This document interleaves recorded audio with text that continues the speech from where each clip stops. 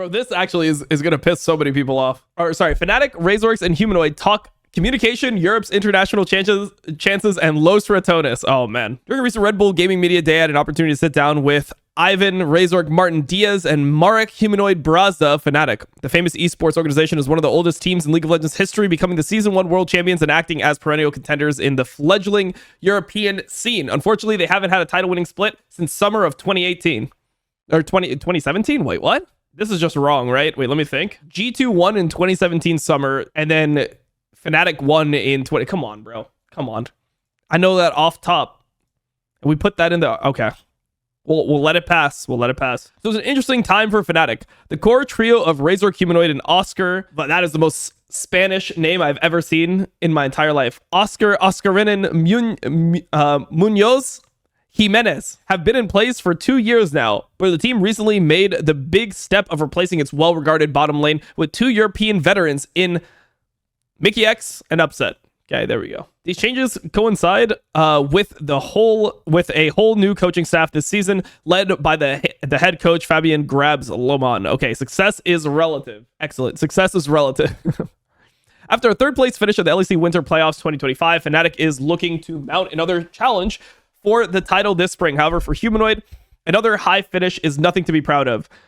The year is not successful yet, Humanoid says. We haven't won anything so far. I would say not great. At the same time, this time we have a pretty good chance to win. 2024 was a typical year for Fnatic. Still clearly one of the best teams in Europe, but objectively not the very best, losing twice to G2 Esports in successive domestic finals. The season was capped off by a disappointing exit at the Swiss stage of the World Championship, at the World Championship Worlds. Fnatic hasn't finished in the top 8 of Worlds since 2020, a statistic illustrative of the team's recent performance ceiling. Good enough to be there, not good enough to make an impact. Common criticism of Fnatic's last year was the team's headstrong style of play. At times, the team seemed driven by instinct rather than clear communication and planning. A big reason why Fnatic fans are more optimistic this time around is the addition of Grabs and his coaching staff, and the replacement of an all-Korean bottom lane with 2 known European quantities. Yes, that was why they were throwing all the time. It was because of the Koreans not speaking the same language,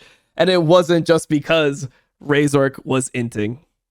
It's not because Razork just always feels the need to make a play in a close game, or even a game where they're winning super hard. He always feels the need to do something, and then they just end up losing the game. That's not what it is.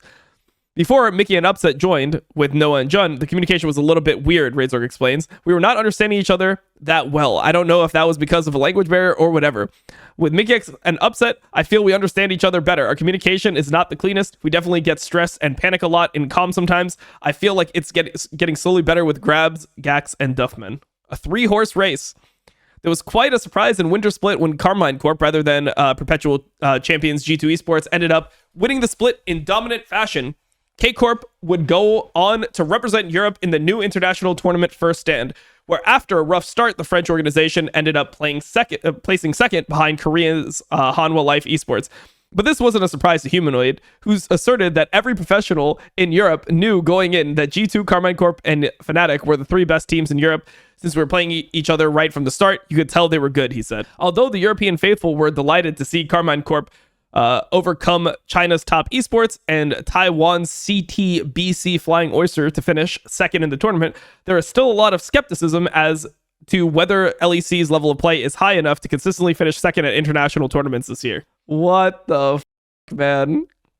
What the That's just a crazy statement. Now there's skepticism. We're skeptical of them finishing second place. I mean, it's like true, but it's like, to me, there should be like no skepticism as to the fact that LEC can't finish top. I mean, top 2 is like, you got to be better than HLE Gen G to finish top 2 internationally, right?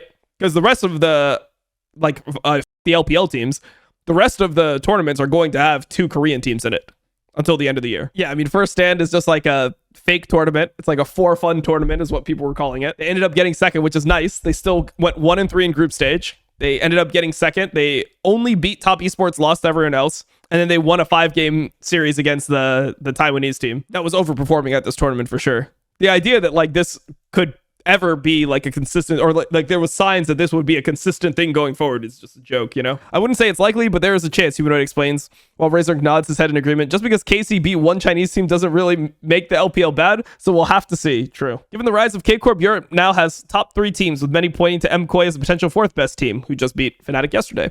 Despite KC's recent triumph, the pair still believes G2 is the team to beat. I would say that G2 is the hardest, Razork says without hesitation. That's just my personal experience. I feel like they are very disciplined. I feel like KC and MKOI are more willing to take risks in certain aspects of the game, but I feel like G2 are so disciplined and stable, they don't make too many crucial mistakes, so you have to play very clean to get a lead. Maybe, I mean, I feel like KC is the most disciplined team generally in Europe. Like when I watch them play. One of the most exciting developments in the European League of Legends scene recently is the formation of Los Ratones, a team that balances personality with competitive ambitions, formed by popular streamer Mark Robert Cadro Lamont. Los Ratones surprised many teams by winning the winter split of EMEA Masters, the most prestigious regional competition beneath the LEC.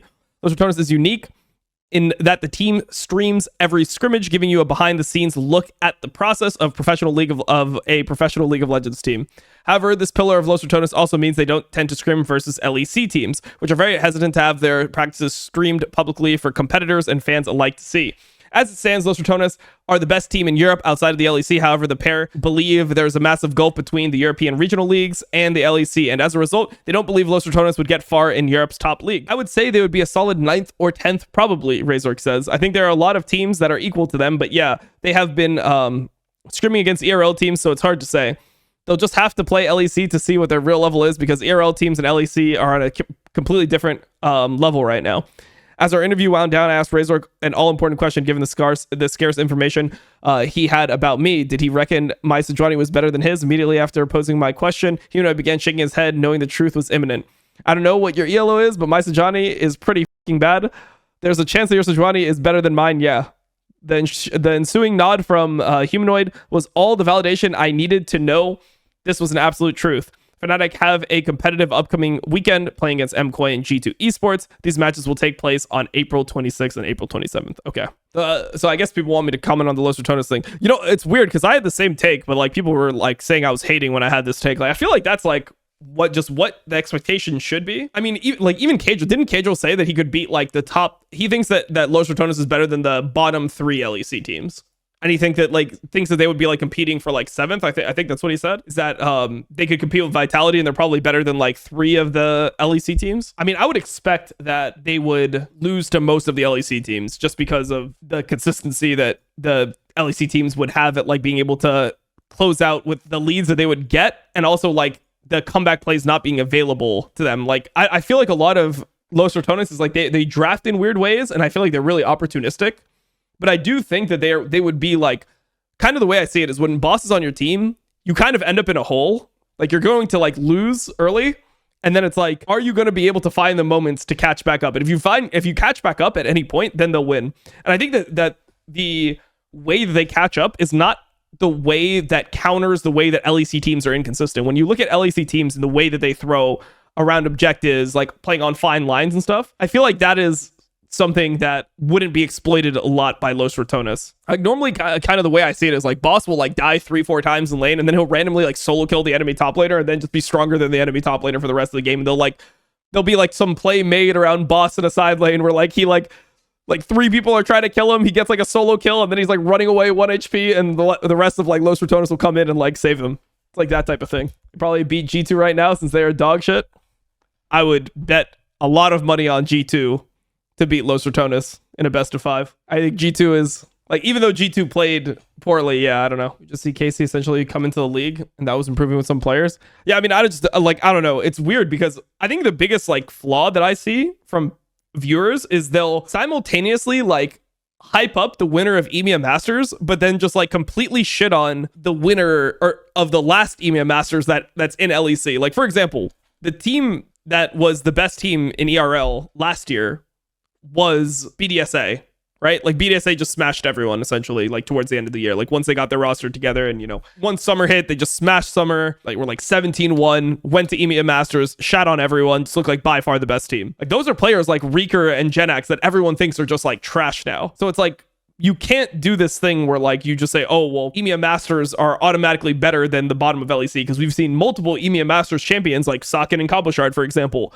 do really well and then go into LEC and then do poorly, like individually. And obviously there's something to be said for like keeping the same roster and like having, you know, your roster promote. Yeah, I mean, there's definitely like stuff to be said for having consistency of the roster, but if you look at how like LEC operates, like individually, these players don't look close to as good as they looked when they were playing in ERLs.